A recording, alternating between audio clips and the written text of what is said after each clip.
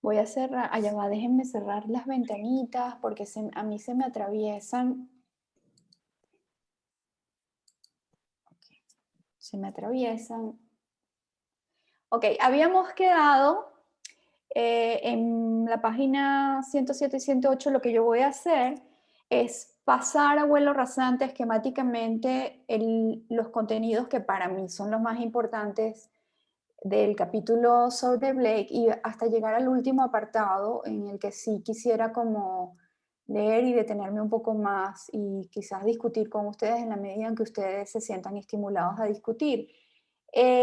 Acuérdense que cuando estoy compartiendo pantalla completa no puedo tener las ventanitas del chat ni nada, así que pues me van a tener que interrumpir. Si quieren comentar algo, por favor, háganlo definitivamente, aunque se me corte la idea y me cueste retomarla.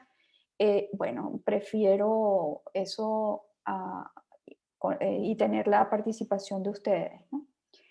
Entonces, bueno, habíamos más o menos quedado, o sea, digamos, qué está queriendo hacer Mitchell con la investigación sobre Blake? Bueno, lo vimos la semana pasada, ¿no? Quiere ver el tema, investigar el tema, inicialmente el tema del lenguaje visible, es decir, el tema de la escritura, que ha tenido intentos de convertirse en una ciencia. La gramatología sería como la ciencia equivalente a la lingüística, ¿no? Y que bueno, no, todavía no se ha constituido, o sea, no existe digamos, la profundidad de análisis ni el cuerpo teórico equivalente al que existe para el lenguaje hablado, ¿no?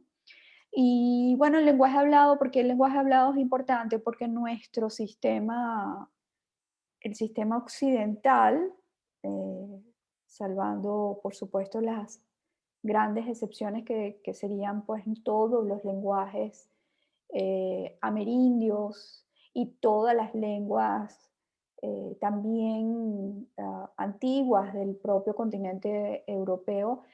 Bueno, es un lenguaje que está estructurado, eh, que se conjuga, que se articula con una escritura fonética, ¿no? Y que eso nos da a los occidentales una manera de pensar muy particular. A mí me gusta mucho subrayar el tema, o sea, asumirme como parte de la cultura occidental, porque esto ya no es esa cosa superpoderosa que era antes, ¿no? O sea, yo lo hago desde Derrida, desde el recorte que hace Derrida en vista de de esa manera uno reconoce que todo lo que ha construido la cultura occidental se fundamenta en una estructura mental que tiene que ver con un lenguaje y que otras culturas tienen una manera totalmente distinta de pensar y por lo tanto de articular y articularse con la realidad, ¿no? Entonces, lo de asumirse como occidental hoy en día es más una acotación que cualquier cosa grandilocuente, ¿no? O sea, es asumir que nuestros universales, por ejemplo, los universales científicos o los universales que nosotros podamos construir en términos de la ciencia del lenguaje, es decir, de la lingüística, no son tales, son universales para nosotros los occidentales. Es decir, es una acotación profunda, ¿no? O sea, ser occidental desde una conciencia del lenguaje como una estructura fonética, etcétera, es más bien una acotación tan profunda como pequeña en realidad, ¿no? O sea, es las dos cosas al mismo tiempo, ¿no? Entonces, el tema, digamos, de Blake, aparte de todas las cosas maravillosas que puedan haber visto, porque es un comentario a alguien que normalmente se ubica como un pintor o un productor visual o como un poeta, y entonces esta visión de Mitchell es como heterogénea, es compleja, y creo que es distinta, ¿no? Entonces me imagino yo que los que leyeron el capítulo disfrutaron de los comentarios directamente a la obra de Blake, ¿no? Pero hay una cantidad estipulados teóricos allí bueno, que son de cuidado, son de prestarle atención, porque tienen unas implicaciones bastante contundentes. O sea, no se trata solamente de ver la escritura como un tema visual para salir un poco de esta manera de haber aprendido a ver lo visual como la producción artística únicamente, ¿no? O sea, es también ver la escritura como un acontecimiento visual, pero también está el tema de la significación, o sea, cuál va a ser la fuente para nosotros los occidentales, cuál va a ser la fuente de emisión de significado, desde dónde nosotros vamos a emitir el significado, o sea, qué va a ser lo significativo, lo que se diga o lo que se vea, ¿no? Ese sería como una disyuntiva, entre comillas, porque bueno, a partir de estos cursos lo que vamos a ver es más o menos que las cosas van en paralelo, ¿no? Que no es una cosa por la otra, ¿no? Pero para entrarle al tema, entonces es importante esta visión de Mitchell, del análisis que hace de Blake, porque es una manera de ver a un productor que tuvo el decir y el ver de, como, no sé si con la misma importancia, pero por lo menos se sale de este rastro que tiene que ver con que si se considera lo visual o si se considera el decir como lo importante, una cosa excluye la otra, ¿no? Entonces, ver, digamos, en la historia del pensamiento, en este caso un romántico, un ejemplo, un caso que se pueda analizar con esa complejidad es del todo pertinente. Pues acuérdense que esto es nada más un capítulo de un libro que se llama Teoría de la Imagen, que gracias a Teresa vamos a poder disfrutar o lo van a poder tener ustedes, yo lo tengo en papel, ¿no? Pero lo van a poder tener ustedes ya como un libro de consulta, ¿no? Para o sea, ver otros capítulos. Esto sería, pues este libro nada más sería motivo de yo no sé cuántos seminarios, ¿no? Pero bueno, en todo caso, escogí el capítulo de Blake porque había que escoger uno, ¿no? Entonces, más o menos en la página 100, no sé si quieren comentar algo de la lectura que ustedes llevan hasta la página 107 o 108, si quieren hacerlo, hablen, y si no, pues yo voy a continuar con este esquema. En la página 106, 108 dice, no dice porque aquí no está citado nada, hay una declaración de posturas respecto a la escritura como definitivamente una forma de visibilizar el lenguaje, ¿no? Entonces, algunos autores, frente a esta postura de que la escritura es una visibilización del lenguaje, van a ser unos iconoclastas imaginativos, es decir, van a preferir visiones que no sean visuales y poesía que no necesite ser escrita. Esto no son frases simplemente provocadoras. Iconoclasta, como les comentaba, a raíz de un comentario de Teresa la semana pasada, creo que fue Teresa, vamos a entender iconoclastas no solamente como los que destruyen las estatuas, sino también como los que rechazan la imagen en general. Y eso va a ser permanente en los dos cursos, ¿no? Vamos a estar hablando de iconofilia e iconoclastia. Iconofilia, por supuesto, es la postura que admite la imagen como un hecho importante que debe ser comprendido y no debe ser rechazado, y los iconoclastas como los que lo rechazan, ¿no?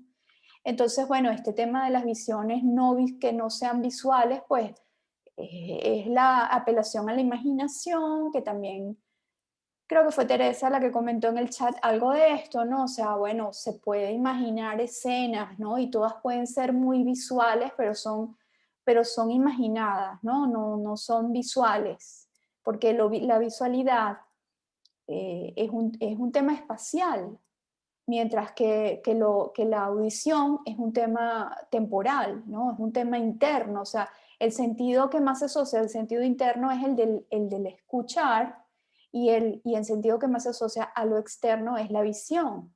Entonces, allí pues hay un elemento fundamental. Entonces, la poesía que no necesite ser escrita. Y miren, como les dije, yo quisiera que en la medida de lo posible tratáramos de ver esto de manera concreta también, ¿no? Aquí está Valerie, que se formó en la Escuela de Letras, y ella podrá decirnos o no si es cierto o no lo que yo voy a decir en estos momentos. Nuestra Escuela de Letras, la Escuela de la UCB, no sé, la de la católica creo que no, que es un poco más laxa en ese sentido, le da muchísima importancia al decir, a la palabra dicha. Eso lo sé Sí, porque totalmente. tengo grandes amigos allí, como Rafael Castillo Zapata, y sé que hay toda una postura, quizás por algunos profesores, que tienen un énfasis impresionante en el tema de la voz y de la articulación de la voz, y yo no digo que eso no sea importante, pero eso tiene mucho que ver con el tema de la declamación, de la poesía, ¿no? Y entonces, bueno, le podríamos preguntar a Valerie qué es más importante, la poesía, en la poesía, la declamación o una edición. Yo sé que a ti tú la semana pasada dijiste, no, definitivamente una edición, una buena edición hace la diferencia, ¿no? Claro, sí. No, pero Pero sí hay muchísimo del tema, incluso dentro de la misma escuela, ¿no? Como la parte de la lectura en voz alta, en una ujú, clase y lo que sea, eso lo tienen como realmente muy alta estima, ¿no? Como las discusiones que surgen del hablar, del decir, de la lectura, en comparación a la lectura como sola en casa, por decirlo de alguna manera. De hecho, hace poco hablaba con unos amigos de la figura que por mucho tiempo se usó en la escuela de letras, que eran las lecturas dirigidas, eh, que eso fue, cuando yo entré ya casi no había, o sea, hacían muy de vez en cuando una lectura dirigida. Yo hice una del Gilgamesh interesantísima con el profesor eh, Marcos Rodríguez, ¿sí?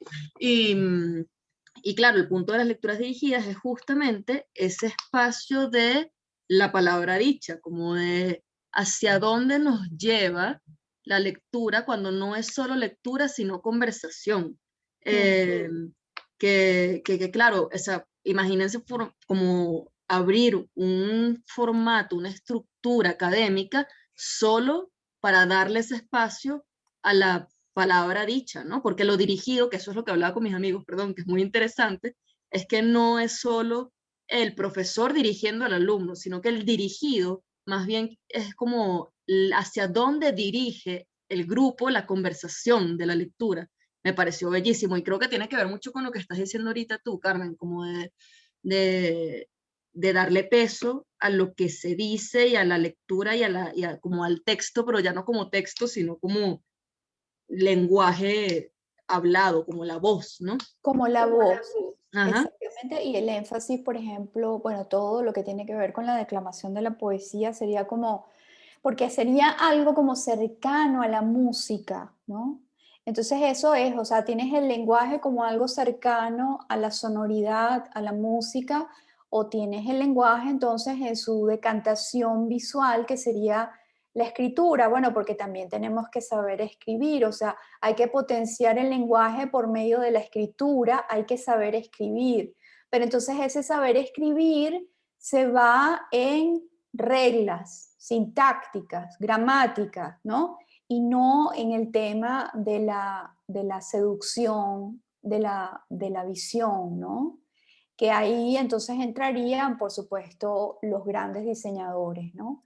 A esa conciencia sobre el aspecto visual del lenguaje, porque lo que se está escribiendo correctamente para significar algo con la potencia que merece, pero luego entonces si no se le presta atención al carácter visual de esa escritura, la potencia disminuye, ¿no? O sea, es como un rango. Ahora, ¿por qué o sea, digamos, aquí lo interesante sería ver, preguntarse, ¿no? ¿Por qué una cosa va en detrimento de la otra? Y el momento que estamos viendo con Blake, pero no solamente con Blake, sino los que están por detrás, que le hacen oposición a Blake, es un momento importantísimo porque es la insistencia de alguien contracorriente de ir a lo que dice el segundo párrafo. La poesía romántica es el ejemplo predilecto para estudiar el fonocentrismo, es decir, el tener el aspecto sonoro del lenguaje, tenerlo como el centro de la significación. ¿Mm? Entonces, por supuesto, el oído estaría por encima de la vista y la voz estaría por encima de la imprenta. Y esto vamos a ver, vamos a intentar ver qué involucra todo esto, ¿no? ¿Qué consecuencias puede tener? En la página, oye, es que es justamente esto es la página 108 porque justamente me cae el cuadrito verde que dice está compartiendo pantalla en el número de la página. ¿Es la Sí, página sí 108? es. Ok. Sí, es la 108. Dice, Blake tiene un compromiso político en relación al lenguaje visible. ¿Qué compromiso político puede haber en que a uno le guste una letra bien diseñada, con buena tipografía? El fonocentrismo de los poetas románticos es equivalente al grafocentrismo de Blake. La escritura y la letra impresa no serían complementos de la palabra, sino presencias plenas. Blake le da, por supuesto, importancia a la caligrafía y a la tipografía.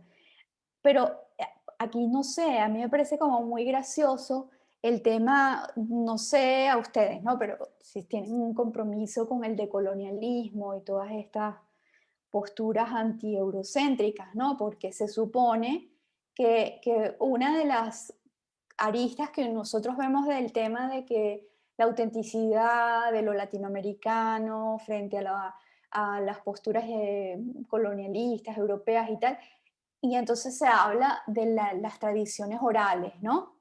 De lo importante que es el rescate por las tradiciones orales, porque entonces eso pues nos lleva, nos conduce a un mayor grado de autenticidad, etcétera. Bueno, pues eso era lo mismo que postulaban los poetas románticos fuera de la excepción de Blake, ¿no? El lenguaje, las tradiciones orales son las importantes, incluso en el ámbito de la ley es muy importante la transmisión de la costumbre, es mucho más importante eso que la ley escrita. Entonces, bueno, el tema del compromiso político en relación al lenguaje visible, que creo que lo vamos a ver un poco más adelante, les adelanto que tiene que ver, o sea, que tendríamos que pensar, por ejemplo, en el peso que tiene la lectura, que la mencionaba Valerie, pero no ya la lectura para leer, para el buen decir, para escucharnos, para que nos escuchen, sino la lectura en términos políticos, es decir, la lectura de lo que está impreso, lo que se significa, lo que se dice y se imprime, pero ya por supuesto no en un libro que es de poco acceso, sino en esa época era la prensa, era la impresión de los periódicos, que era algo que tenía una difusión masiva. Y entonces allí la cosa se torna peligrosa, porque es la difusión de ideas que permanecen grabadas en piedra, metafóricamente, es decir, permanecen, son visibles, son un espacio, están en el espacio público, ¿sí? Y ahí entonces son leídas y son comentadas. Entonces, la relación que tiene la prensa con la democracia, con debatir las ideas, con la discrepancia, con la diferencia, es en ese momento importantísimo en Inglaterra. Y por supuesto que están los conservadores que no quieren ese exceso eh, de espacio público. O sea, la letra visible se vuelve en sí misma un espacio público. Entonces aquí no estamos hablando de que este prefiere el oído y el otro prefiere el ojo. No, no, no. Aquí estamos hablando de una situación política, pero política en términos, digamos, nítidos. Es interesante perdón que te interrumpa, profe, pero acabo de pensar que yo vi un seminario en algún momento con María Josefina Barajas sobre antología de crónicas, que era la investigación que ella estaba llevando en ese momento, y tomamos un buen tiempo dentro del seminario para hablar justamente del peso que tiene el espacio público de la prensa, ya a un nivel como específicamente aquí en Venezuela y en Latinoamérica en el siglo XX, ¿no? Y me parece muy interesante que justamente lo conectábamos con todo esto que está diciendo ahorita. Por supuesto, ¿y qué ha pasado en Venezuela con la prensa? Ha desaparecido. ¿Mm? O sea, Sí, porque Últimas Noticias, por ejemplo, en el 2014 que fue comprado, bueno, Últimas Noticias era una prensa bastante popular de consumo masivo que circulaba básicamente en el metro de Caracas. O sea, uno iba montado en el metro y veía mucha gente que estaba leyendo Últimas Noticias, ¿no? Y eso es el tema, que el tema es que lo que se dice en prensa queda, mientras que es más fácil incluso controlar la voz de la radio y la televisión. Eh, Porque no hay debate en torno a eso, ¿no? Cada quien está en su casa escuchando, pero no hay debate. Donde puede haber debate es en, mira lo que dice aquí, mira esta noticia que salió, pero mírala. O sea, la ves tú y la veo yo. Es en la visión pública, ¿no? Y entonces podemos ver a Blake con estas imágenes así un poco alucinadas y el tema, pero no, en realidad él tenía una postura política muy fuerte en ese momento y estaba luchando contra el conservadurismo que por supuesto propugnaba el tema de las tradiciones, el tema de la oralidad, porque bueno, es muchísimo más controlable, ¿no? Aquí está Wordsworth, que es uno de los conservadores. Piensa que la esencia de la poesía está en el habla, la canción y la meditación silenciosa. La escritura le parece un mal y un mal menor. O sea, no solamente un mal, sino un mal menor. Dice, ¿qué página dice G110? Sí, efectivamente, 110. Gracias. Afirmar que la verdadera sabiduría moral y política no se encuentra en los libros, sino en el saber natural de la tradición. Esa era la postura de los conservadores, ¿no?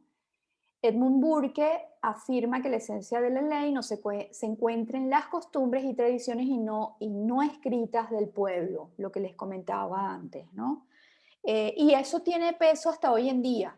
El tema de los juicios orales, que son orales, el tema del valor de la palabra en los juicios, el tema de que te pueden demandar si no cumples con tu palabra. O sea, eso sigue siendo válido en la tradición anglosajona, no tanto en nuestra tradición latina, en donde el peso está más puesto sobre la ley escrita, ¿no? O sea, por supuesto que en países como Inglaterra está la ley escrita, pero sigue teniendo mucho, mucho peso los antecedentes, ¿no? Y el tema de la oralidad, el valor del testimonio, etcétera, ¿no? Blake se diferencia de los demás románticos en su lucha continua por unir todos los lenguajes en un arte compuesto de poesía y pintura, porque claro, eran los medios de la época, ¿no? O sea, eran los medios son las artes de la época, ¿no? Y es una pintura que muchas veces uno podría decir que tiene un carácter ilustrativo también, ¿no? Aunque está muy cargada de simbología, ¿no? La revolución propone como avance la República de las Letras, dejando atrás la tranquilidad de la tradición oral. Mientras Blake piensa en la escritura como un arte maravilloso, los demás la culpan de todos los males de la modernidad. Y ahí está Rousseau, porque bueno, que no es parte de estos autores, porque estamos hablando de Inglaterra, Rousseau está en Francia, pero Rousseau es también un autor muy importante para, digamos, en todo este tinglado que tiene que ver con la oposición hacia la escritura.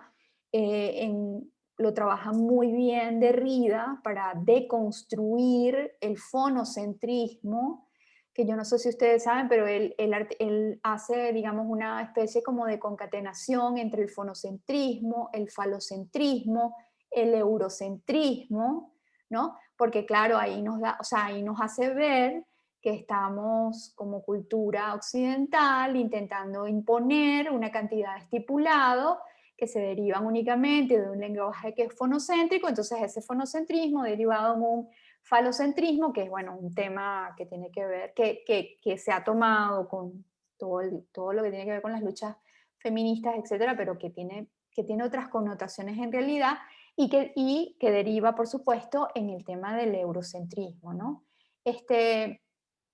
Entonces, Derrida, para deconstruir, o sea, lo que deconstruye Derrida es no deconstruye la cultura occidental, lo que deconstruye es la inconsciencia que tenemos de los verdaderos postulados de nuestra cultura que nos han hecho pensar que, por ejemplo, la verdad es universal, que es propio de la tradición de la filosofía occidental, ¿no? Hay una cosa que se llama verdad, hay una cosa que se llama realidad, y eso pues simplemente se estipula, se propone, y pues darnos cuenta de que todas esas son metáforas hechas además con un tipo de lenguaje que tiene que ver con la articulación de una serie de signos que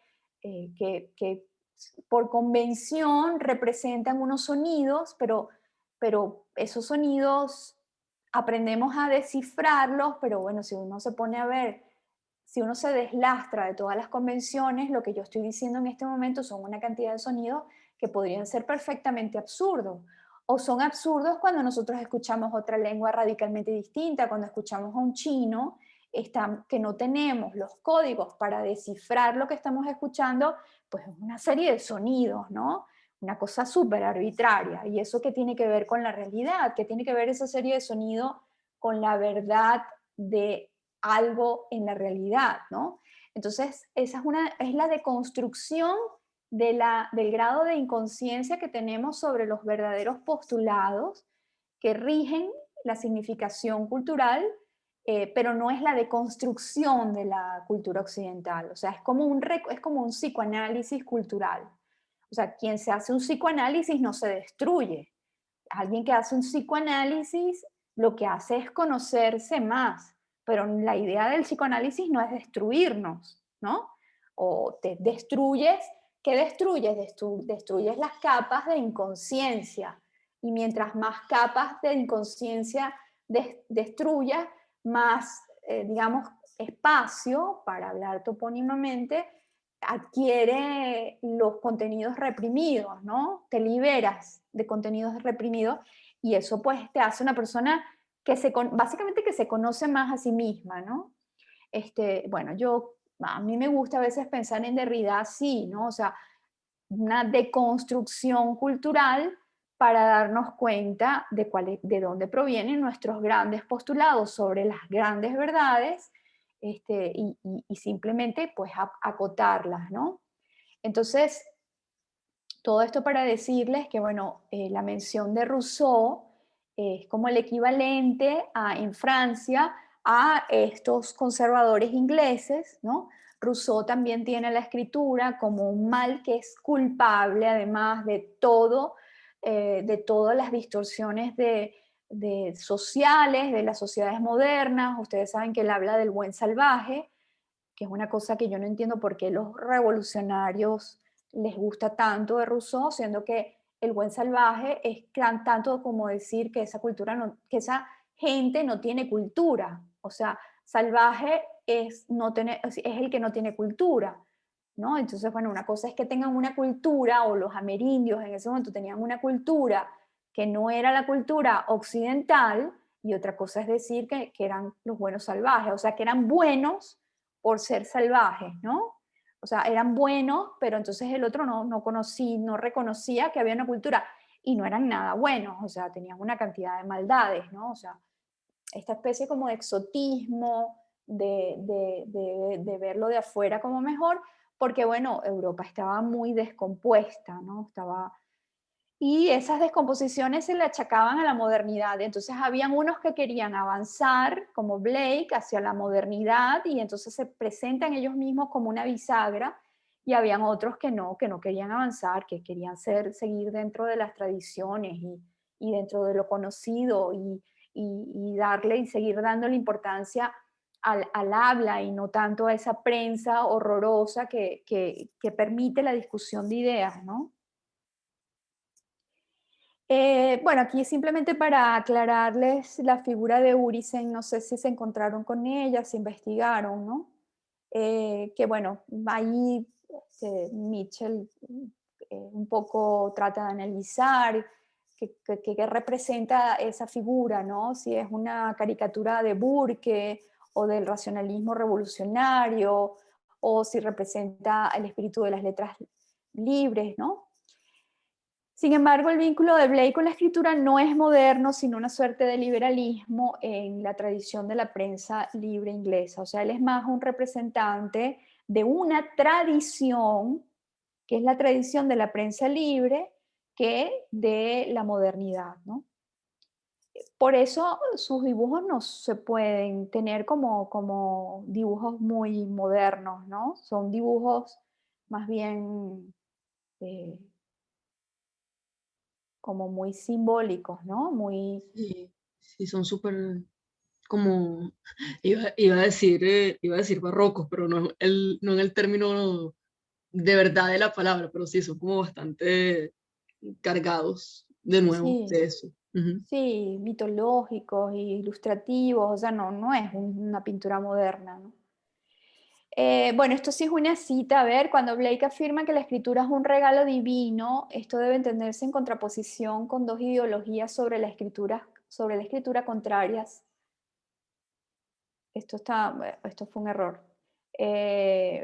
Dos ideologías que están en contra de la escritura. Blake se enfrenta a la hostilidad conservadora hacia la prensa libre y responde a poetas como Wordsworth, que buscaban en el tradicionalismo de la cultura oral y rural una forma de escapar de la monótona e interminable disputa de la cultura impresa, ¿no? Em, entonces aquí pues lo que tendría por comentarles es que la relación de la prensa escrita y el libre pensamiento se debe pensar de manera bastante radical para entender entonces por qué tanta disputa, ¿no? Siempre la imagen va a procurar el encuentro o el sentido común porque es lo que puede ser visto por todos o por muchos y por eso entonces el lenguaje visual es un lugar de encuentro y de modo masivo y de manera masiva, más bien cuando la imprenta desarrolla tecnologías para llevar, por ejemplo, o llegar a la impresión diaria como está ocurriendo en este momento, ¿no? Entonces, bueno, ahí el tema de que definitivamente la imprenta se volvió un problema en muchos sentidos, ¿no? Pues esto ya es siglo XIX, pero cuando surge la imprenta, está por allí Lutero, ¿no? Y la revolución luterana que causó un cisma en la iglesia es imposible de comprenderse si no es por la imprenta de tipos móviles. O sea, Lutero eh, logró hacer lo que hizo porque pegó las 95 tesis en contra de la venta de indulgencias en todas las puertas de todos los pueblos. Y eso entonces se volvió un hecho visible, por lo tanto público, por lo tanto todos podían discutir sobre lo mismo. Eso a lo mejor, o sea, es difícil para nosotros desnaturalizar ese hecho porque para nosotros está muy incorporado, pero hay que hacer el esfuerzo de pensar lo que significa eso. No es lo mismo un monje agustino loco en una abadía pegando gritos en un debate teológico que además nadie entiende porque lo hace en latín para debatir, había que debatir en latín, que este mismo monje loco haciendo el esfuerzo de las tesis que idealmente había pensado en latín, traducirlas a lengua vulgar, alemán, lengua vulgar, y eh, no solamente traducirlas, sino escribirlas, y no solamente escribirlas, sino mandarlas a reproducir con esa cosa, ese invento del demonio que estaba surgiendo en ese momento, que era la prensa de tipos móviles, ¿no? Entonces, pues nada, siempre, o sea, lo impreso, lo visible es lo problemático. El control de la propaganda siempre tiene que ser sobre la imagen. Em, la pasión de Blake por la escritura lo lleva a afirmar que él es un medium usado para transmitir el valor divino de la escritura.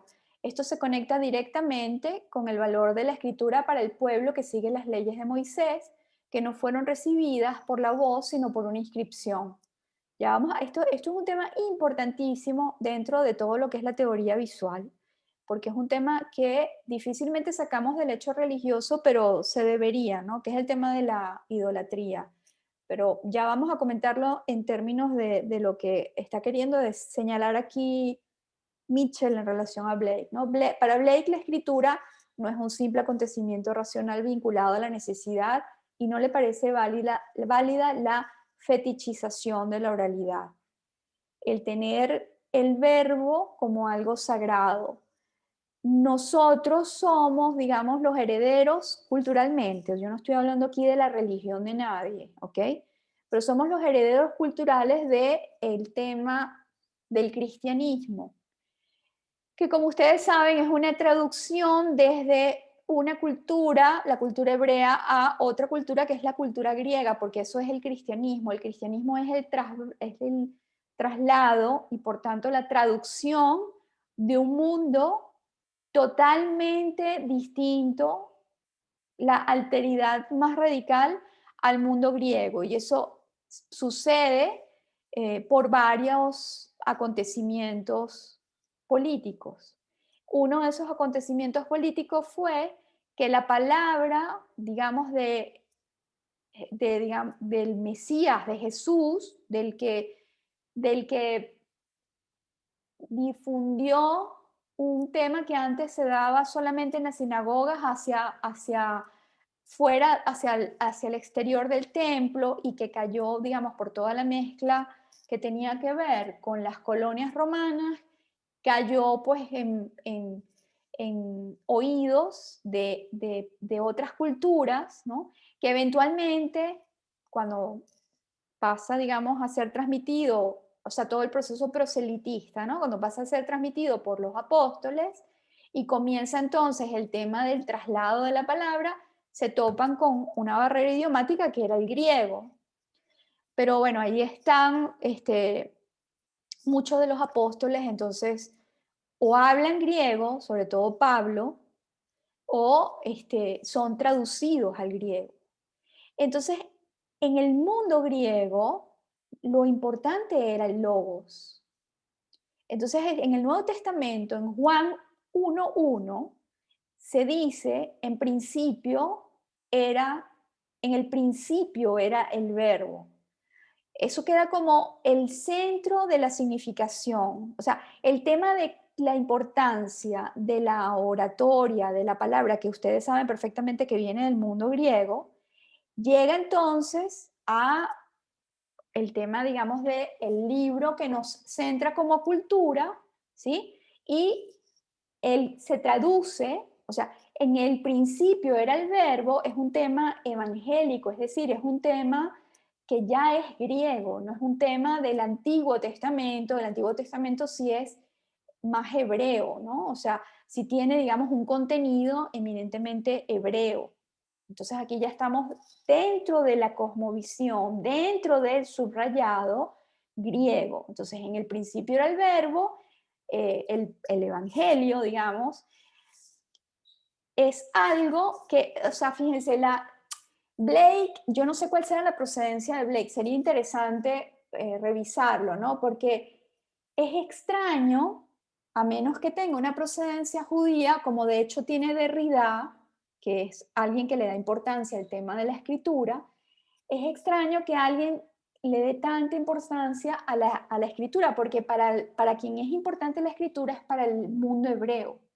O sea, Moisés, cuando sube a la montaña, si Moisés hubiese sido griego, no, para ponérselos un poco de manera jocosa, si Moisés hubiese sido griego, habría hablado con Dios. O sea, Dios le hubiese transmitido las leyes que no son sino leyes para la convivencia política, si se ponen a verlo con cuidado, ¿no? No matarás, etcétera, son leyes para la convivencia política. O sea, algo así como que, bueno, ustedes están saliendo de Egipto, en Egipto han estado tutelados porque en Egipto han sido un pueblo esclavo. Si ustedes quieren la tierra prometida, esto obviamente es una interpretación que un teólogo me podría decir, pero ¿qué está diciendo usted, no? Pero la tierra prometida podría ser la comunidad política, ¿no? Entonces, bueno, no sabemos vivir sino como esclavos tutelados. Los esclavos están tutelados, o sea, los esclavos son cuidados. Si tienen un buen amo, son bien cuidados. Si tienen un mal amo, son mal cuidados. Pero los esclavos son personas tuteladas, personas que no tienen que o sea, no tienen que hacerse responsables por su propia libertad. Pero si tú sales de esa condición y tienes que hacerte responsable por tu propia libertad, más vale que sigas unas reglas, ¿no? Esas reglas, si Moisés hubiese sido griego, habrían sido transmitidas oralmente y eso hubiese sido transmitido oralmente al resto del pueblo. Pero Moisés recibió unas inscripciones, Moisés recibió la letra, Moisés recibió la ley escrita en tablas, ¿no? Epigráficamente, como podía ser la escritura en ese momento, ¿no? Entonces es extraño bueno, uno puede decir Blake era una persona muy religiosa, pero de todas formas es muy extraño que como religioso le dé tanta importancia a la procedencia de la escritura. O sea, porque también podríamos decir la voz, o sea, al principio era el verbo, o sea, la voz es lo importante, nosotros somos seres hablantes, de alguna manera, la parte divina podría estar representada por esa capacidad de hablar, ¿no? Pero Blake está diciendo algo interesantísimo, él está diciendo que no solamente el lenguaje viene dado de manera divina, o sea, no, entiéndanlo como es, o sea, no lo entiendan literalmente, ¿no? O sea, esa cosa tan extraña, que hay un ser que es capaz de hablar y por hablar construye todo el mundo, porque el mundo humano es una construcción del lenguaje, de la significación. Nosotros no podemos imaginarnos sin darle significado a todo lo que nos rodea, ¿no? Eso es extraño, es una cosa muy extraña. Entonces, supónganse ustedes que no es un tema porque hasta los creyentes, porque son creyentes en la teoría de la evolución, tienen un rollo para explicar el tema del lenguaje, ¿no? Que eso no, o sea, vamos a hacernos a la idea, ¿no? De que esa cosa tan extraña pueda ser, metafóricamente, podamos decir que tiene una procedencia divina. Lo humano en el hombre, la capacidad de hablar, tiene una procedencia divina. O sea, lo interesante aquí es que Blake diga que es tan divino el lenguaje, todo esta perolata para decirle, es tan de origen divino el lenguaje como la propia escritura. Y les repito, yo porque bueno, tengo una inclinación por los filósofos contemporáneos que son todos de origen judío y entiendo que para ellos la escritura es mucho más importante que la tradición oral. O sea, la ley está escrita. La Torá es básicamente una escritura y además la escritura para los hebreos, cada letra tiene un significado cosmogónico, o sea, es impresionante la importancia que le dan a cada rasgo de cada letra. Nosotros en cambio no, nosotros tenemos unas formitas y entonces podemos explicar esa forma porque bueno, es una letra humanística, porque los romanos tallaban las letras y hacían las verticales y entonces todos los serif son las terminaciones de las verticales. O sea, nosotros le damos una explicación formal, estilística a la forma de la letra, pero los hebreos tienen una explicación cosmogónica para cada letra. Entonces la importancia que ellos le dan a la escritura es como el equivalente a la importancia que nosotros como heredo helénicos o como ustedes quieran, le damos a la voz, ¿no? Al principio era el verbo, entonces, pues no, Blake dice, una cosa es tan sagrada como la otra. Eh, bueno, ¿algún comentario? Me encantó, profesora, me encantó todo lo que... Muy interesante, profe. Sí, Es que sí, eso sí. es El planteamiento, no, sí, pero como lo enfocó, o sea, ¿sabes? Usted se reía mientras lo hacía y decía, bueno, aquí van a decir que estoy loca, pero no, fue verlo muy claro, entender también un poco el riesgo que toma al plantearlo de esa forma, que sí, Ay, no, ningún riesgo, porque para mí el tema, digamos, o sea, y no es para mí, para todos estos teóricos, lo que pasa es que tendrían que confiar en mí ahora en estos momentos, o sea, el tema de la idolatría es un tema importante teóricamente, sí, sí, sí, sí. teóricamente, pero claro, o sea, es que es muy difícil cuando uno hace, por ejemplo, apela al tema todo el mundo lo ve dentro de códigos religiosos. Bueno, no importa, porque Blake definitivamente tiene un código muy religioso, o sea, toda su iconografía es tremendamente religiosa, ¿no? pero también tiene un tema que, o sea, que no es solo religioso, o que por religioso no deja de ser cultural. Ese es más o menos el tema, ¿no? Porque el significado con S mayúscula, o sea, puede estar identificado con Dios. O puede ser que durante una época, la época escolástica, unos 15 siglos, todo el tema de la ontología antigua haya sido traducida a términos teológicos, pero eso está dentro de nuestras estructuras culturales, independientemente de que seamos budistas por elección. Si somos occidentales, somos judeocristianos culturalmente. Entonces heredamos todos esos archivos de conocimiento de esa manera. El significado, o sea, tenemos 15 siglos en los cuales el significado con S mayúscula se identifica con Dios, ¿ok? El primer motor aristotélico se identificó con Dios, ¿no? Entonces, no, eso no lo podemos borrar de un día para otro, ni tiene mucho sentido tampoco hacerlo. Hannah Arendt, por ejemplo, hace unas maravillas secularizando la noción del perdón. El perdón, o sea, si nosotros hablamos del perdón, bueno, el tema de ponerle la otra mejilla y no, qué fastidio, ¿cómo voy a poner? No, el tema del perdón tiene unas connotaciones políticas importantísimas, porque los occidentales somos capaces de perdonar al enemigo con el que hacemos una guerra, de firmar un tratado de paz y al día siguiente reconstruir el país que acabamos de destruir. Eso es porque tenemos incorporado culturalmente la noción de perdón como un comenzar desde cero. O sea, es una incorporación política, ¿no? Igual el tema, o sea, pero espero demostrárselos un poco más adelante, el tema de la idolatría. O sea, para nosotros los occidentales, cuando se casa, digamos, el judaísmo con el helenismo, por la adopción de la religión monoteísta, que era un dios abstracto, con el politeísmo del mundo griego, hubo que hacer una serie de transacciones. Una de esas fue adorar cosas visibles, ¿no? Adorar una imagen de un señor que está colgado en un crucifijo. Eso es impensable en el mundo hebreo o en el mundo incluso musulmán, que tienen muy claro que la prohibición de la idolatría es una cosa muy seria.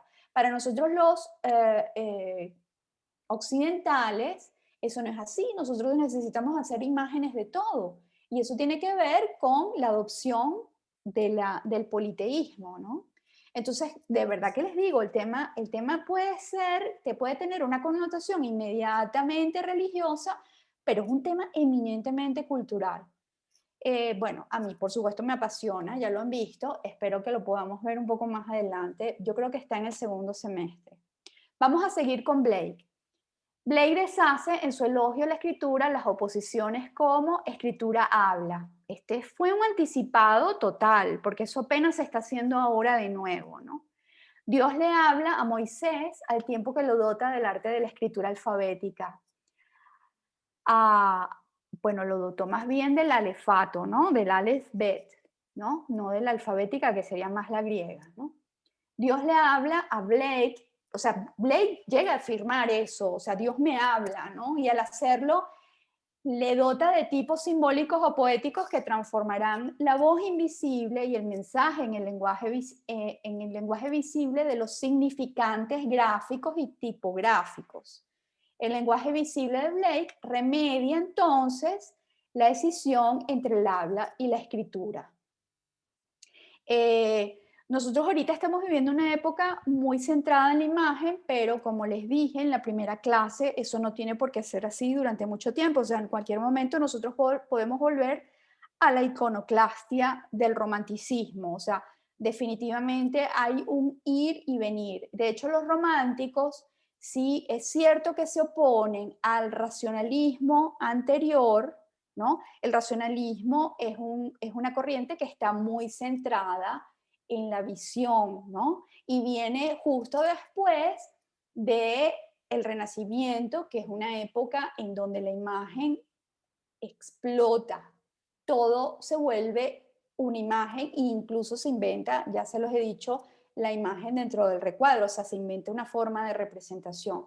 Entonces, bueno, en este momento estaríamos en una época iconoclasta con un rebelde que se opone a la iconoclastia, pero de una manera muy interesante porque lo hace reivindicando la escritura, o sea, no es simplemente un iconófilo que dice que la imagen es más potente que la voz, no está diciendo eso, está diciendo que la imagen de la escritura es tan potente como la voz del lenguaje, es decir, está totalmente parado en el encuentro de los dos sistemas de significación.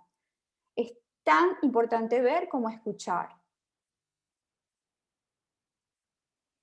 Bueno, aquí ya pasamos al otro apartado que se llama La escena del escriba, el libro y el pergamino, que es también muy interesante todo lo que hace Mitchell en esta parte, porque, bueno, lo que hace es hablar constantemente de la iconología de la obra de Blake y entonces está el tema, digamos, como otra forma de, yo no sé si ya usar la palabra intermediación, porque no es una intermediación, ¿no? O sea, así como dice que la voz la voz y la visión son importantes, es decir, que la escritura es tan sagrada como la voz, también entonces está el tema del libro y el pergamino, como, como una incorporación, o sea, es como una complejidad, no es la sustitución de lo moderno por lo antiguo. O sea, Blake no es revolucionario en esos términos de suplantar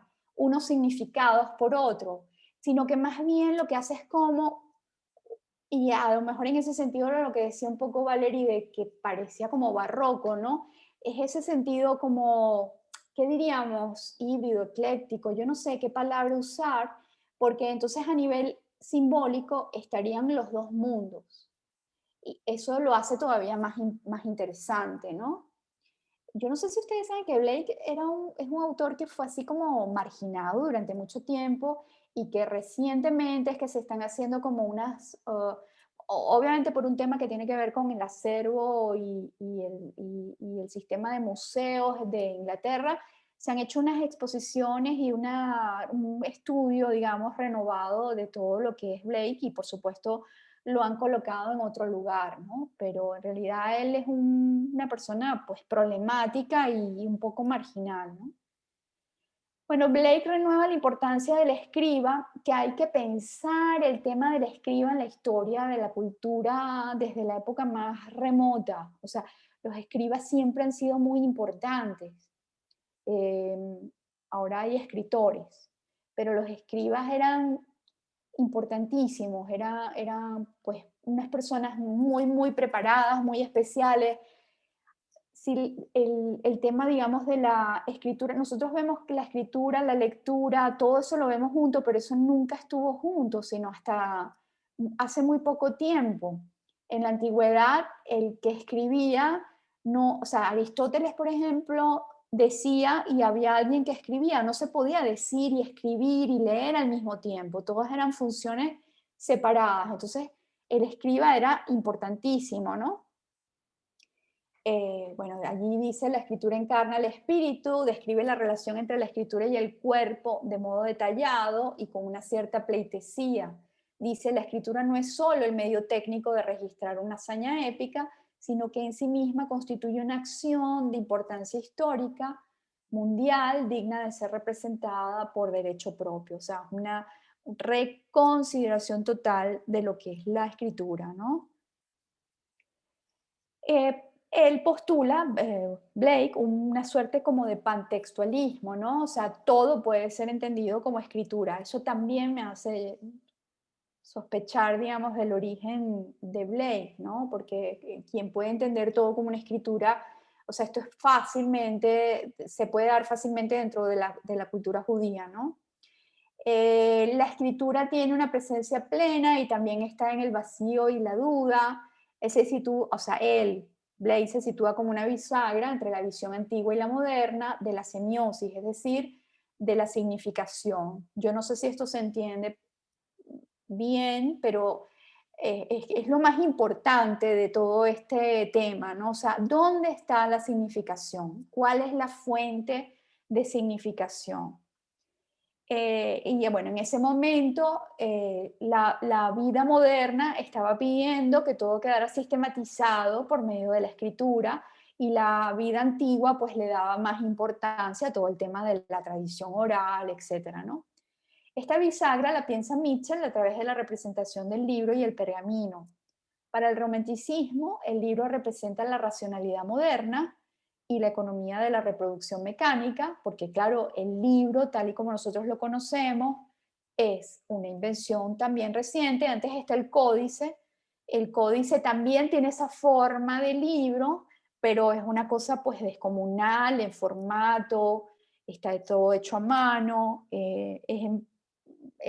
digamos, los libros no se pueden llevar en un bolso, ¿no? Eso es a partir de la modernidad que surge el libro de bolsillo, ¿no? O sea, no se podían hacer libros de bolsillos escritos a mano, ¿no? Entonces el pergamino es el emblema de la sabiduría antigua y revelada, porque claro, el libro era un volumen en la época antigua, eran rollos, ¿no?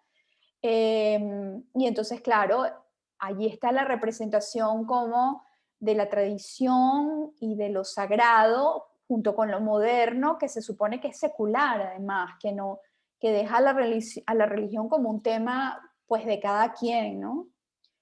Blake trata a ambos como emblemas sincrónicos de una división que prevalece dentro de la escritura sagrada o revelada. Todo ello Mitchell lo analiza dentro de la obra del propio Blake, pues, ¿no? Esto del tema de la página 122. Ahí está 2 columnas de texto, si lo leyeron, ¿no? Entonces hay una contraposición que pues no quiero detenerme en eso, pero está, bueno, una contraposición entre lo antiguo y lo moderno, el pergamino y el libro. Entonces hay toda una serie de significaciones que estarían representadas en cada uno de las formas del símbolo, ¿no? Entonces el espectador se enfrenta al dilema de la relación del lector con la autoridad de Blake. ¿Es su obra una visión o simplemente un sueño? ¿Es un profeta o solo una fantasía? ¿Es su autoridad equivalente a la de Moisés, como llega a afirmar, o se trató solo de un excéntrico inofensivo que tenía demasiadas ideas y demasiado poco talento? Y pues nada, se me ocurre preguntarles a ustedes, ¿qué somos? Frente a Blake, ¿espectadores o lectores?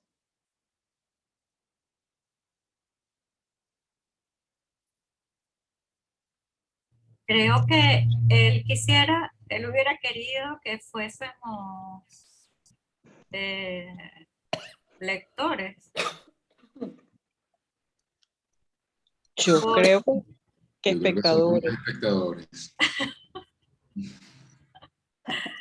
Yo lo digo lectores porque quizás sí me estoy guiando mucho por el simbolismo. O sea, hay una carga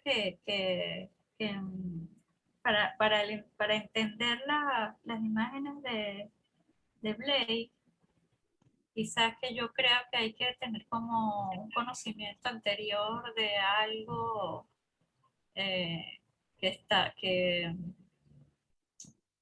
fue leído. Igual también eso, también que cuando veo que hay mucha simbología también sería lo mismo. Cuando trata también de los que es un tema que también no está lejos de ser tocar temas religiosos o mitológicos también en sus piezas, ¿no? En sus obras. Entonces quizás por ahí es que me fui como para decir lectores, ¿no? Pero no tengo la respuesta, la lancé No, ahí. porque La clave no estaría en la manera en que él reproduce lo que él hace. en la imprenta, dices tú. Sí, porque de alguna manera o sea, ahí está lo que él quiere, o sea, qué quiere hacer él con lo que está desarrollando. O sea, hasta dónde quiere llegar. Entonces, A ver, yo Teresa, ahí pero Pero no te capto. ¿Por qué dices tú que la clave es la imprenta? En el sentido de si pretende que lo lean no recuerdo la otra palabra, ¿no? ¿Espectadores Pero o lectores? espectadores o lectores, o sea, porque el significado de su obra, por supuesto, va más allá de lo que yo estoy diciendo, ¿no? Pero el hecho de que lo está haciendo para ser reproducido y que llegue a muchas personas, entonces sí quizás pudiera ser que lo que pretende es que lo lean. Claro, pero son grandes ilustraciones también. O sea, Mm, es imprenta, pero no es imprenta de texto, o sea, sus imágenes son impresas. litografía. No, pero está bien, o sea, simplemente, bueno, hacer la pregunta, no es. Exacto.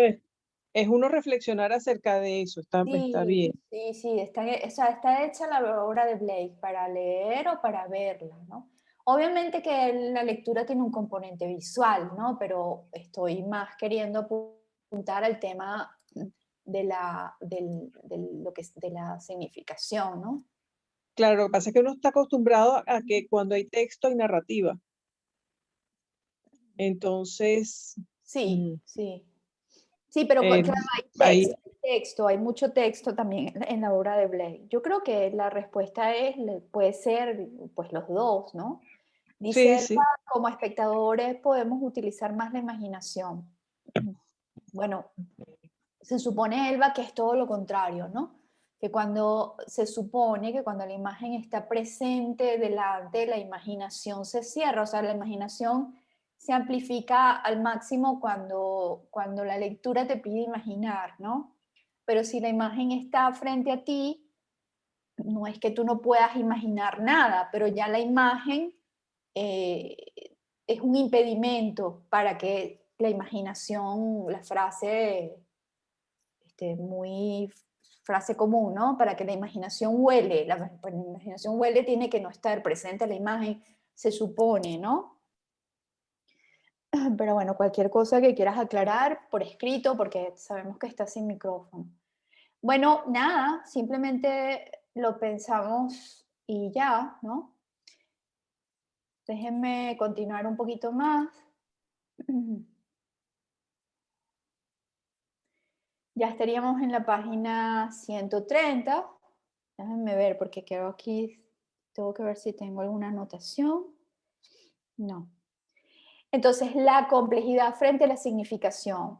Por ejemplo, en esta imagen, Job está rodeado por sus hijas y cada una representa una actitud distinta, ¿no? Una lee, la otra escribe y otra escucha.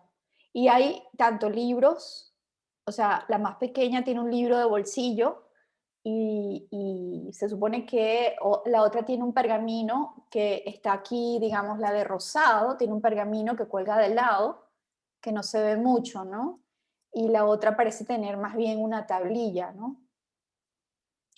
Eh, pero está eso, ¿no? O sea, la que tiene el pergamino escucha, la que tiene el libro lee.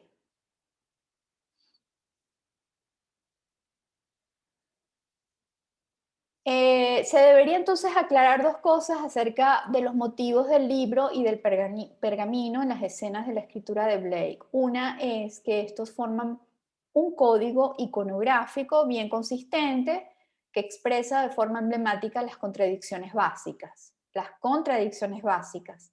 Es decir, la voz frente a lo impreso, la textualidad antigua frente a la moderna y la autoridad imaginativa, que es la de la voz, es allí donde la imaginación vuela frente a la racional, que preocuparon a la ideología de la escritura romántica. La segunda es que Blake utiliza este código de tal forma que desestabiliza su autoridad y frustra cualquier intento de emitir un juicio simple. Para Blake, la escritura no se mueve en línea recta hacia una sola versión o visión de la historia, va siguiendo la huella de los contrarios y subvierte la tendencia a detenerse en oposiciones fijas, lo que él llama negaciones. Ya se trate de antítesis morales, de la ley y la profecía, de la división sensorial entre el ojo y la oreja, o del cisma estético entre la palabra y la imagen. Pero de momento solo hemos visto su intento de crear esta dialéctica a nivel de la ideología, su posición intelectual sobre la escritura y la representación, su tratamiento de las escenas de la escritura. Para ver directamente el lenguaje visible de Blake en su sentido literal, debemos dirigirnos al carácter material de la palabra impresa en sus libros iluminados. Entonces, aquí llegamos al último apartado que se llama letras humanas,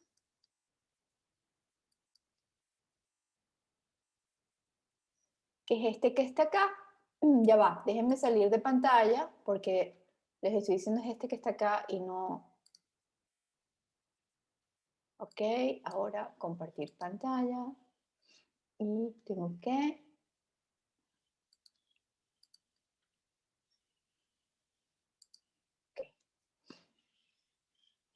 en este apartado que sí quería que lo leyéramos un poquito, porque es como la conclusión, para ver si esto pues los anima a comentar algo.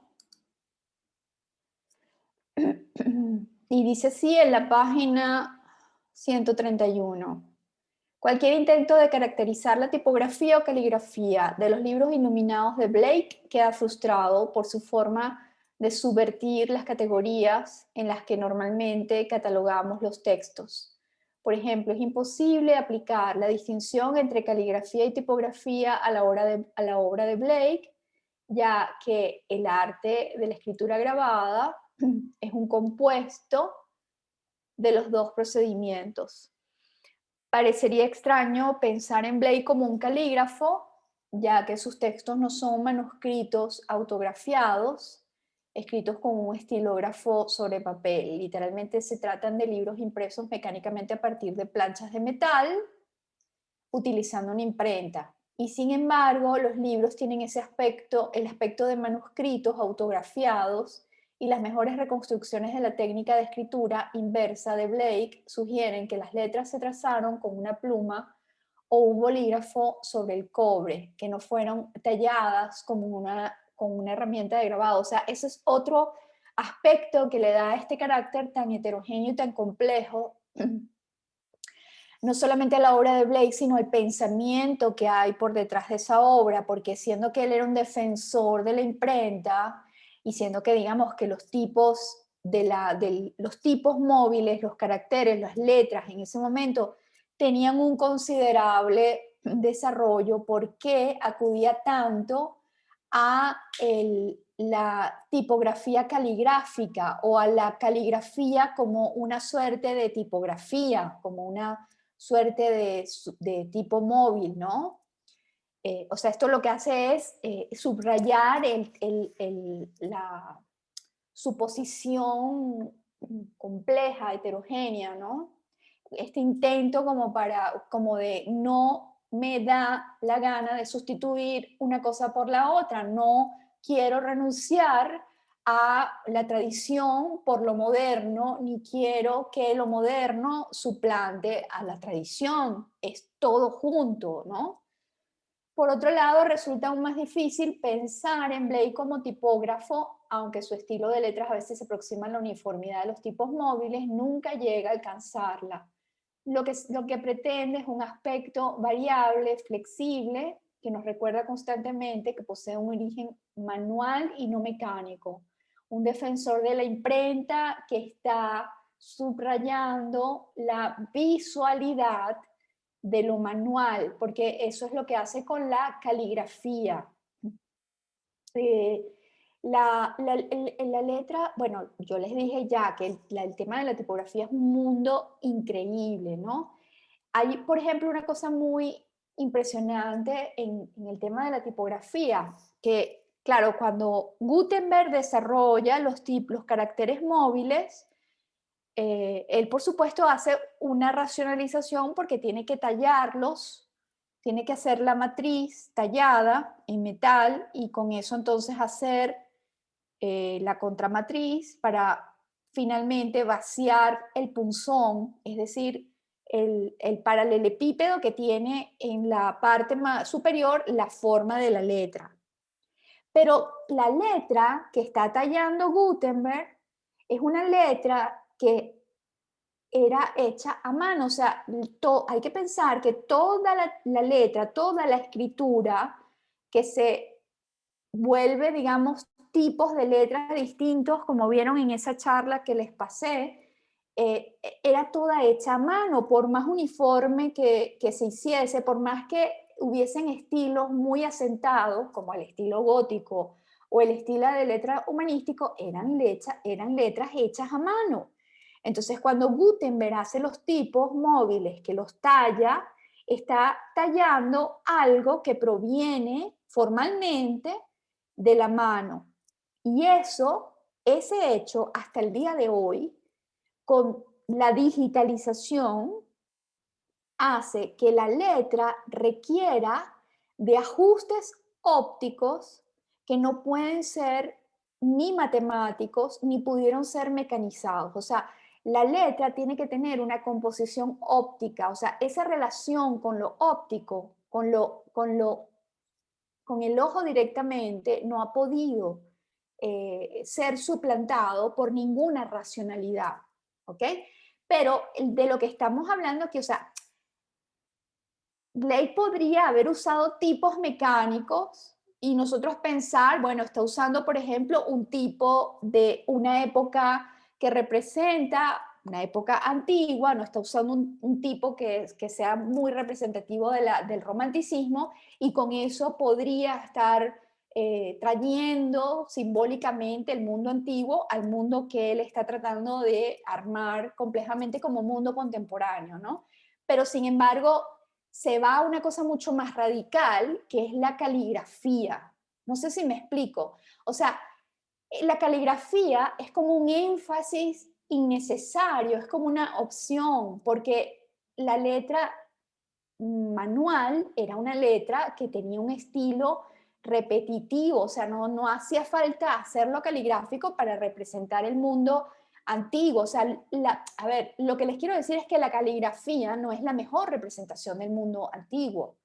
O sea, la tipografía uniforme, hecha a mano, de todos los siglos de la escritura amanuense, podrían ser perfectamente representantes de lo que representaban, que era ese mundo antiguo. ¿Ok? Sin embargo, él utiliza la caligrafía, o sea, que es un énfasis exageradísimo para representar lo anterior, que no es ninguno anterior. ¿Ok? Es mucho tiempo de sistematización de la letra como para decir que la caligrafía es lo antiguo. No sé si me he explicado, ¿no?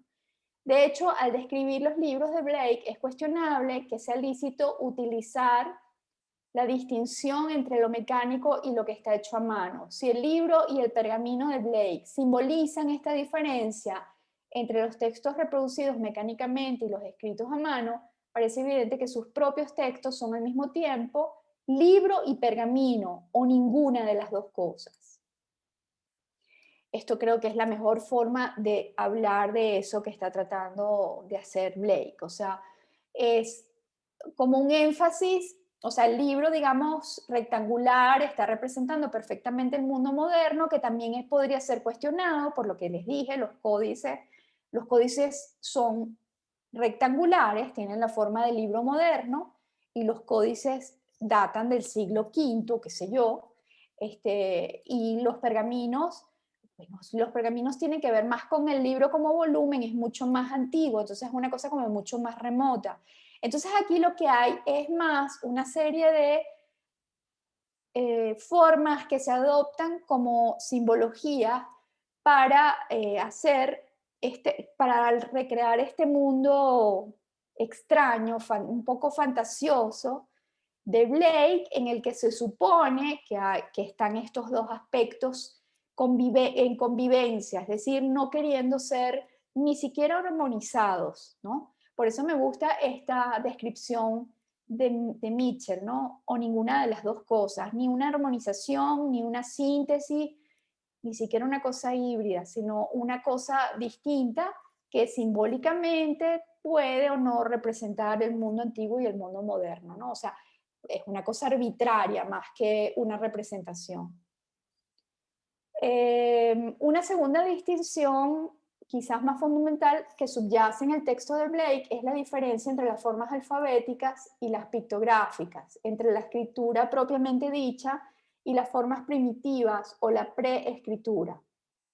Como hemos apuntado, la historia de la evolución desde la escritura pictográfica a la alfabética preocupó sobremanera a los filósofos en su intento de seguir la huella del desarrollo del entendimiento humano, y con el desciframiento de la piedra Rosetta, la cuestión tomó renovada candencia en tiempos de Blake. O sea, la piedra Rosetta, no sé si saben lo que es la piedra Rosetta. La piedra Rosetta la descubre la descubre un soldado de Napoleón, y fue un descubrimiento muy importante porque está escrita, tiene tres escrituras.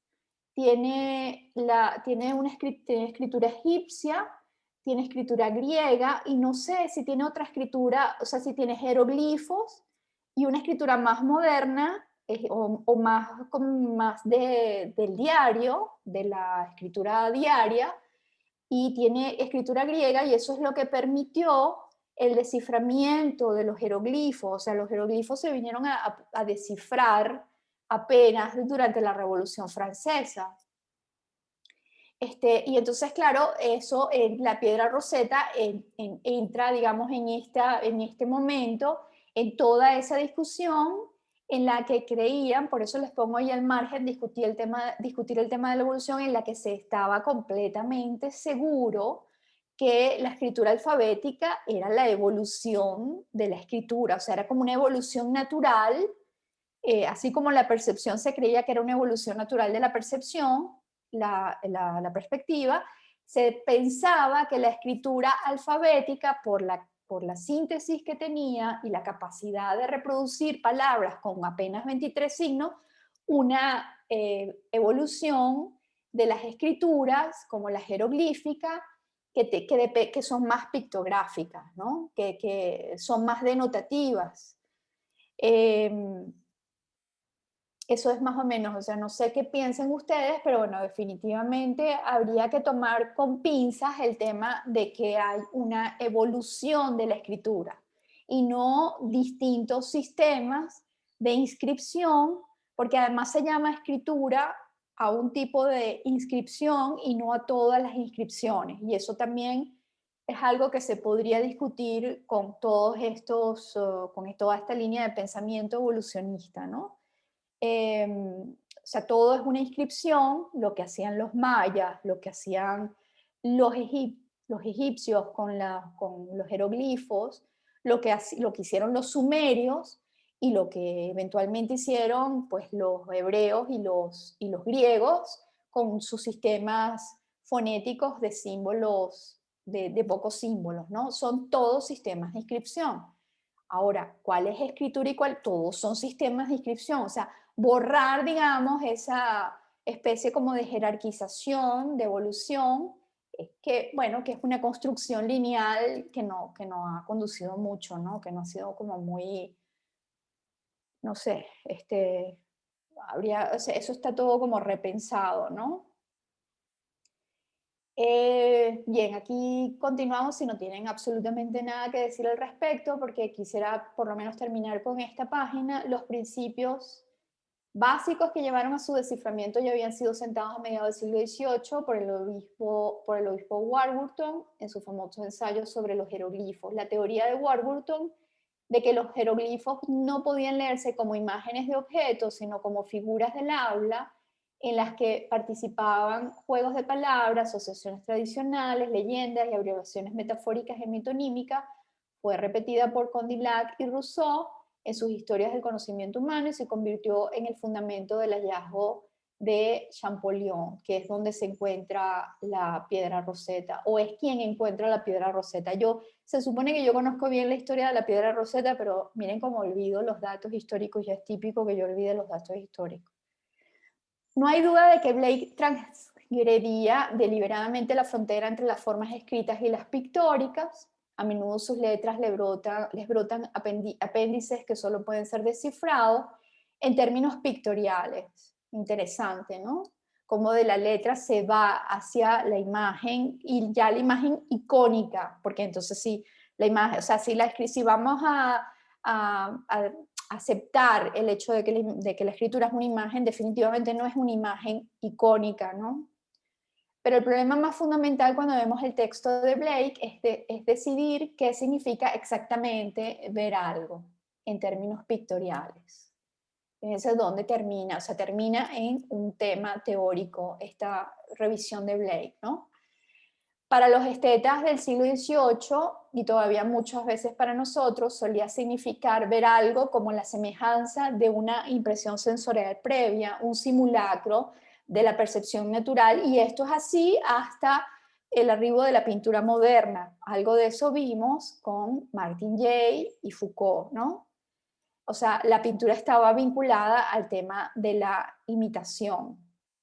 Pero Blake pensaba en sus cuadros de forma bien diferente, como imágenes de cosas mentales o visiones intelectuales.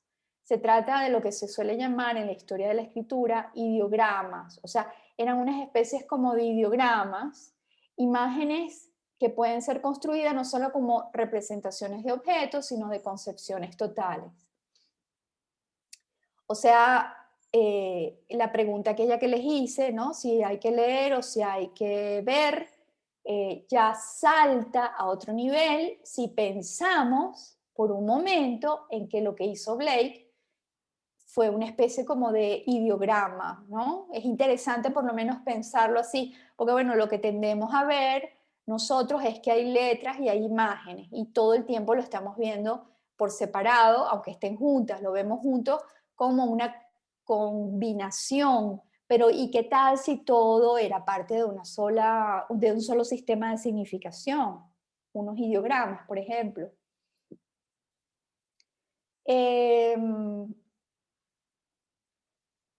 Y bueno, nada, ya llegamos a las 4. Yo prefiero ver si tienen algo que decir, porque bueno, aquí está el tema, digamos, de que quería mostrarles esta imagen acá, para que la vieran un poco mejor que como la tenían allí, ¿no?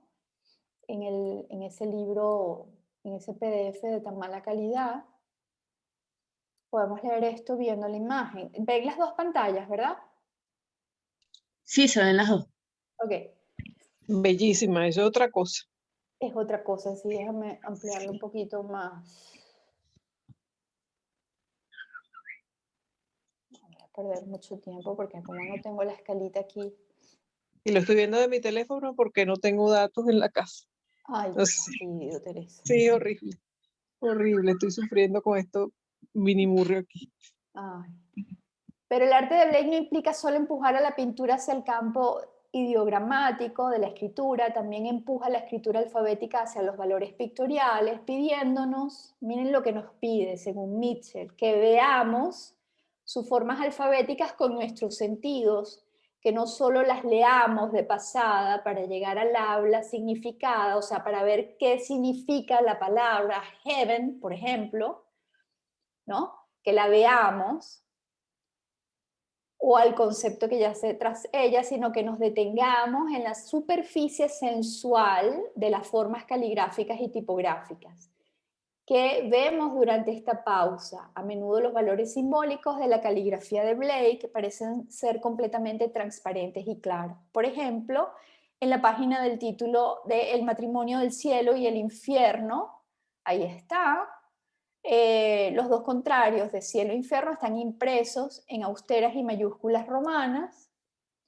No sé si lo ven, ¿no? En la imagen de la izquierda. Sí, se Sin ve embargo, perfecto. la palabra matrimonio está inscrita con la caligrafía fluida de un grabador, y las colas de las letras se funden con las formas vegetales que aparecen en la escena. Blake encarna de forma literal, en la forma caligráfica, el matrimonio simbólico de sus tipos que prefiguran en el texto, ya va, en la forma caligráfica del matrimonio simbólico que sus tipos prefiguran en el texto del matrimonio del cielo y del infierno, o sea, echa mano de los dos mundos. No hay sino, digamos, eso, o sea, echar mano de los dos mundos. Si lo puedo ampliar un poco, a ver si eso los anima a hablar. Creo que en esa ilustración en particular del matrimonio es muy claro como una postura de ambivalencia en tanto lectura y espectáculo, ¿no? O sea, creo que, bueno, creo que lo mencionabas tú ahorita, ¿no? O sea, no están absolutamente integradas la lectura, lo que es como el carácter tipográfico y la imagen, o sea, sobre todo si nos fijamos en esa parte de arriba, en la de abajo también, pero en la parte de arriba, como esta tipografía, esta caligrafía cursiva con los giros y eso, y el off de abajo de marriage está también como muy, o sea, casi como disimulado, ¿no? O sea, si te distraes, podría ser una rama más que está allí. Sí, Y, camuflajeado, sí. y o sea, es precioso, pero es precioso en este sentido como muy justamente teórico, ¿no? Como esta cosa del engranaje inseparable, porque también si quizás si no estuviesen los árboles alrededor de eso, tendría otra lectura. O sea, quizás sería solo una letra, una cosa caligráfica que igual podemos percibir y leer, pero no tiene la carga simbólica que tiene al ponerla en, ¿sabes?, el mismo plano que esta imagen de los árboles. Fantástico, fantástico, Valerie, exactamente. Y eso le da, o sea, lo visual carga de significado la propia lectura, ¿no? Y a mí particularmente me llama la atención esto de ver la palabra y de leer la imagen, ¿no? Esa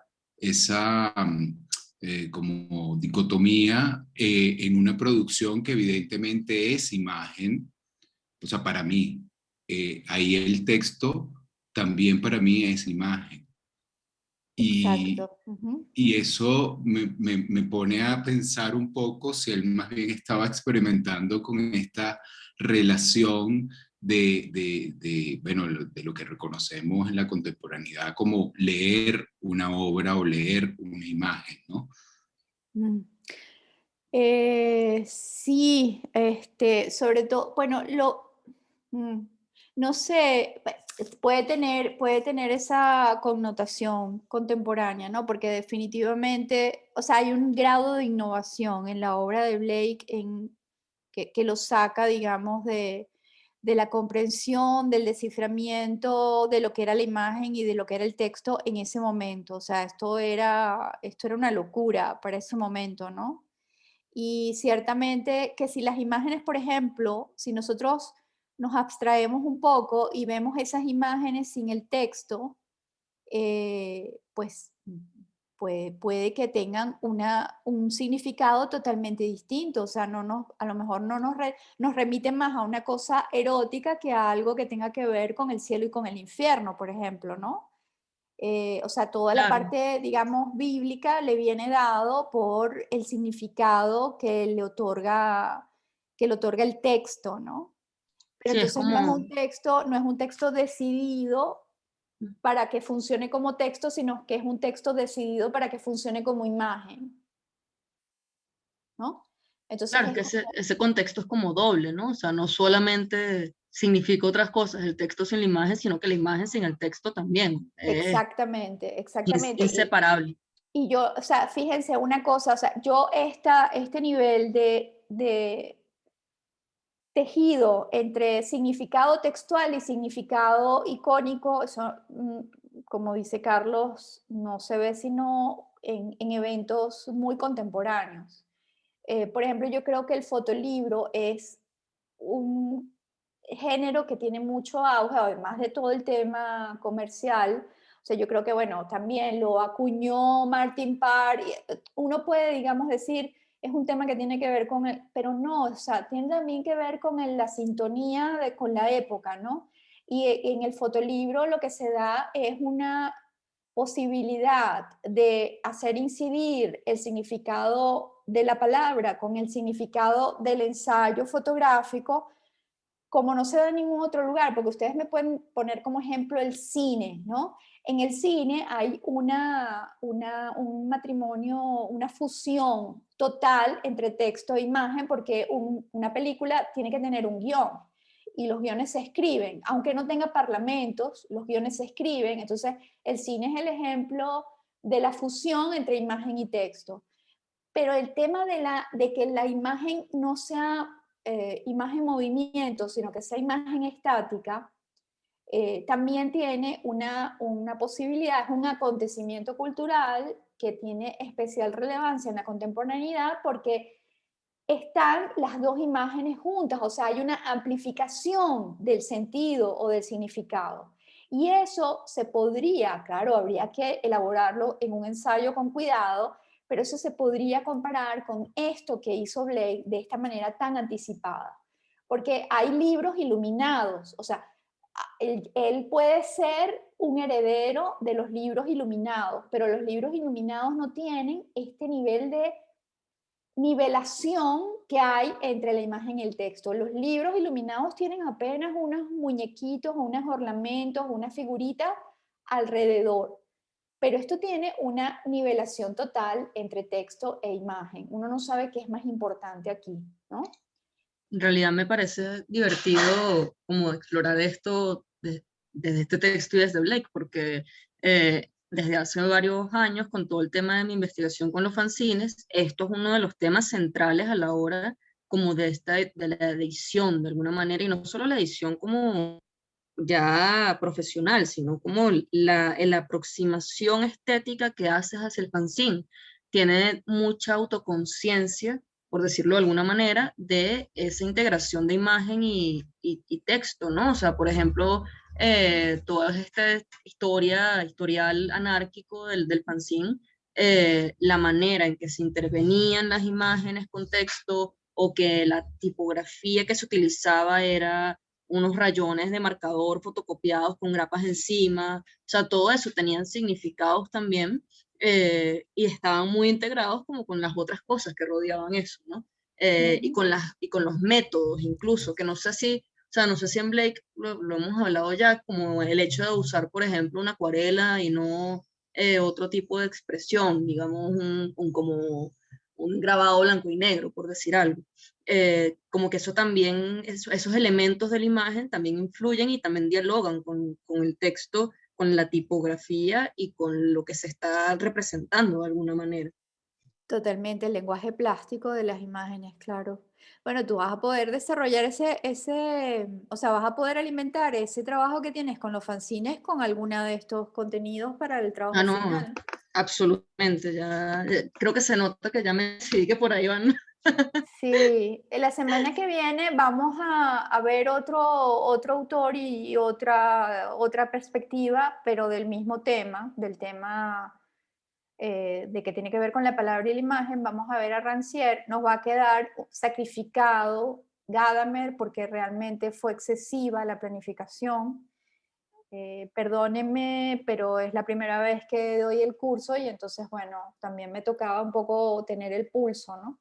Pero yo el texto de Gadamer, si les interesa, pues se los puedo digitalizar, lo tengo en una versión impresa, la puedo digitalizar y se lo puedo dar al que le interese, y si les interesa a todos también lo puedo subir al Padlet, pero ya saben que no lo vamos a poder ver. Vamos con suerte a iniciarnos con el tema de qué es la imagen, porque bueno, finalmente vamos a preguntarnos por la imagen hacia finales de este curso, que ahí volveríamos con Mitchell, pero bueno, para que sepan eso, pues nos vamos a trasladar a Rancière y Gadamer queda como complemento, ¿de acuerdo? ¿Alguien quiere decir algo para cerrar?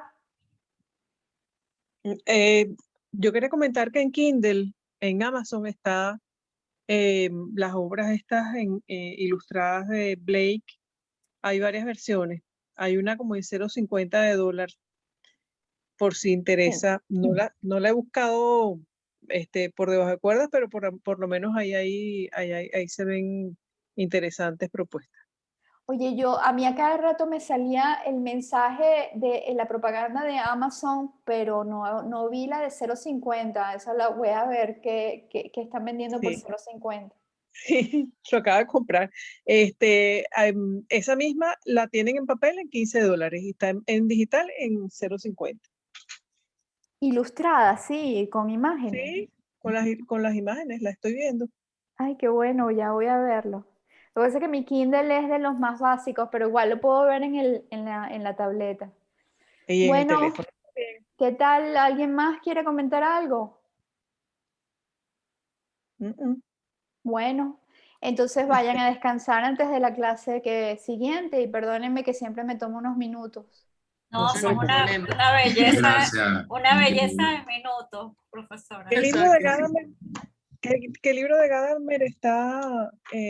No, mira, es el libro, o sea, es la palabra e imagen, se llama el texto, y está extraído de Estética y Hermenéutica, que lo publica Tecnos. Yo tengo la extracción, o sea, yo lo tengo la copia del texto, pero les paso los datos bibliográficos. Perfecto, Muchas perfecto. gracias. Muchas gracias, profe. Por nada, escogí a Rancière porque, bueno, tenía que escoger alguno. Toca hacer Bueno, nada, sacrificio. sí, nos vemos la semana que viene. Gracias a todos por el esfuerzo. No, Sí, gracias a usted. Nada, esfuerzo, nada, placer, puro placer. Bueno, el conectarse es un esfuerzo. Gracias, Valeria. Eso sí es verdad. Saludos. Gracias, profe.